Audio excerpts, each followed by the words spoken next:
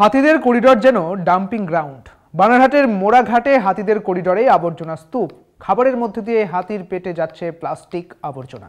ফলতই বিপদ বাড়ছে বন্য প্রাণীদের, বাড়ছে মৃত্যুর আশঙ্কাও। চিন্তায় পরিবেশ প্রেমীরা।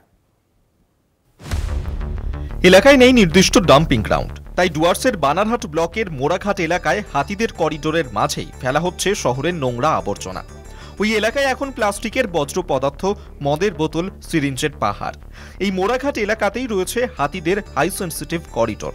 দিনের পর দিন এই এলাকায় আবর্জনার স্তূপ জমা হওয়ায় স্বাভাবিকভাবেই প্রশ্নের মুখে পড়ে হাতিদের স্বাস্থ্য। ফলতই চিন্তা বাড়ছে বন দফতরের। হাতিদের করিডোর যেন ডাম্পিং গ্রাউন্ড। কারণ আমার ঠিক পেছন দিকে দেখতে পাচ্ছেন যে হাতিদের করিডোরের মধ্যে যত্রতত্র ফেলা হচ্ছে বানারহাট শহরের বিভিন্ন জায়গা থেকে এনে নোংরা আবর্জনা। ইতিমধ্যেই হাতির মলে মিলেছে প্লাস্টিক।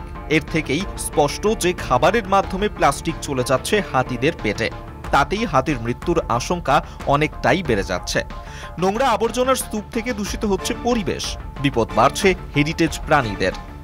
তো তার জন্য আমরা প্রশাসনকে পরিবেশ হিসাবে আবেদন করব যে অবিলম্বে এই ব্যাপারটা দেখা উচিত। কারণ এই প্লাস্টিক, এই অঘোষিত এই ডাম্পিং গ্রাউন্ড যদি এলাকা হয়ে থাকে তাহলে কোথাও না কোথাও বন্যপ্রাণীদের ক্ষতি হবে।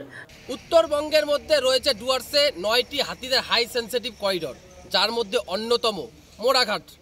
আর এই মোড়াঘাট হাতিদের যে করিডোর, সেই করিডোরের মধ্যেই কিন্তু ফেলা হচ্ছে শহরের বিভিন্ন নোংরা আবর্জনা, আর যা থেকে কিন্তু বাড়ছে বিপদ।